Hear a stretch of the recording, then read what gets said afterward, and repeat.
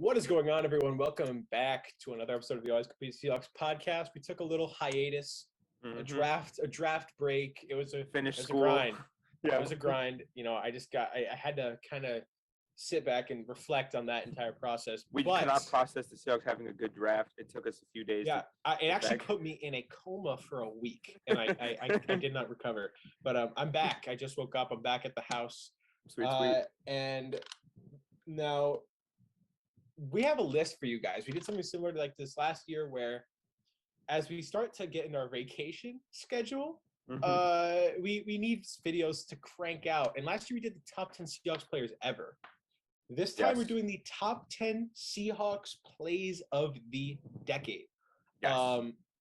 But now we could have done it of all time, but I think you see both of us. I think you know that we did not watch the Seahawks pre 2010, realistically. I mean, come on. But anyways, we're going to be breaking this down, having some fun with it. We kind of set up a criteria based on a number of things: the difficulty of the play, how it affected the game that itself that was in. If it's in a regular season game, it's obviously going to matter less than if it's in the Super Bowl or something like that. Yeah. And yeah, it should be fun. Yeah. So we're just going to dive in with number 10. Mike, what do you have as your 10th? So you'll announce yours and I'll announce mine immediately after, and we can kind of go back and forth. So what do you have as your for the 10th best play of the decade for the Seattle Seahawks? I had the Russell Wilson touchdown pass to Tyler Lockett, the toe drag swag play in the corner of the end zone. Now, before I kind of jump into mine, I'm going to let you say yours, and then I'll explain the criteria that it met for me. Now, I did not have this one on my list. It did cross my mind. I just felt it's a week 5 game. Yes. I feel like it's a little tough to grade it on that criteria. My number 10 is one that is very fondly remembered, but at the end of the day, isn't very incredible. It's the Malcolm Smith pick 6.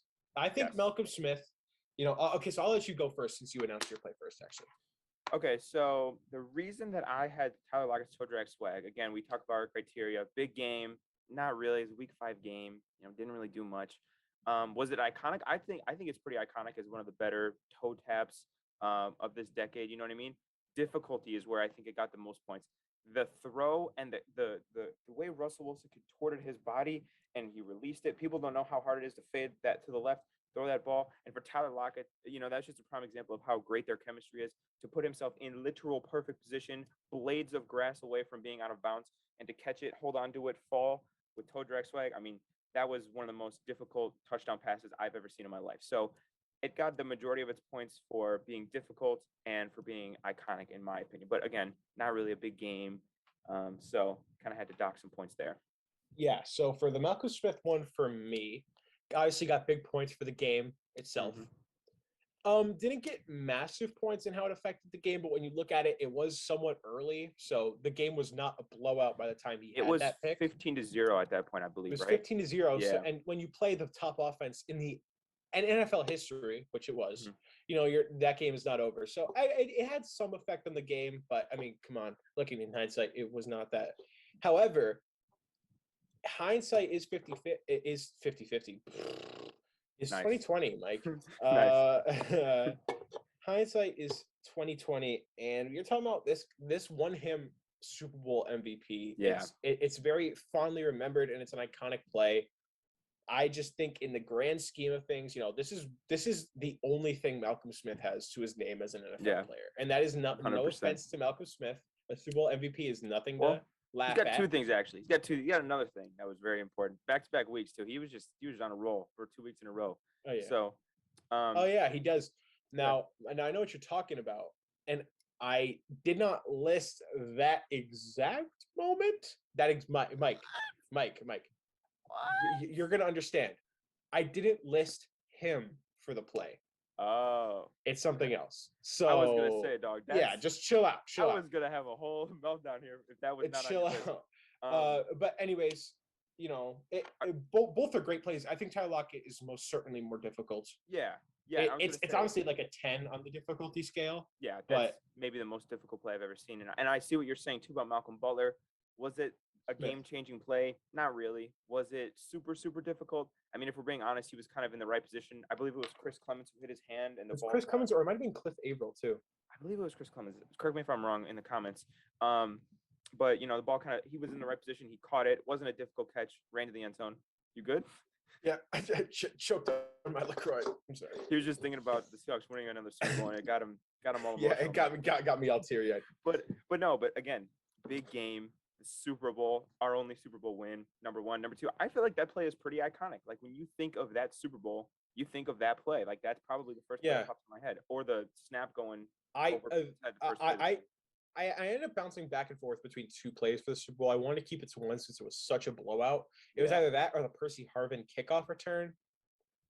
I just figured that Percy Harvin wasn't touched.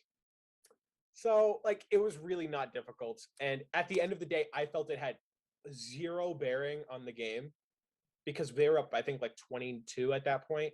I felt that it had zero effect. And I see Mike kind of grinning. Maybe it's later on the list. I don't know. Maybe I got to erase my list after you just completely destroyed that. That's fine.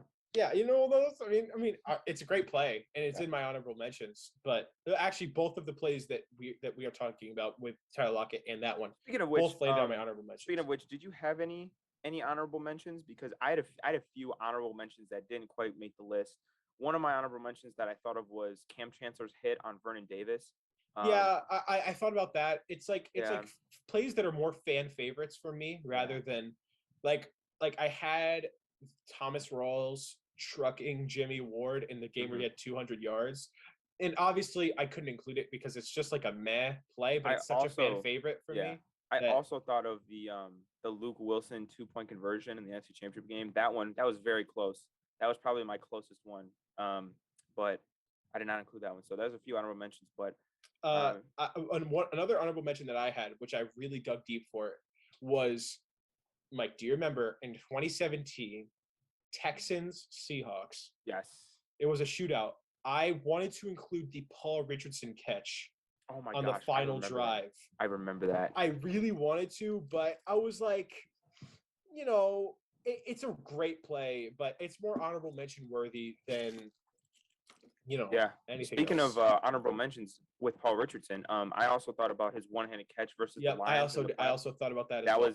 But again, we kind of really weren't. That game really wasn't a competition, and that catch, while it was cool, very difficult as well.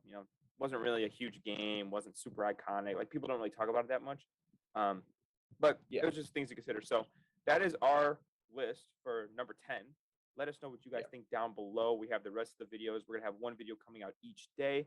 Let us know what you guys think. Make sure to subscribe, and we'll see you for number 9 tomorrow. Peace out. Peace.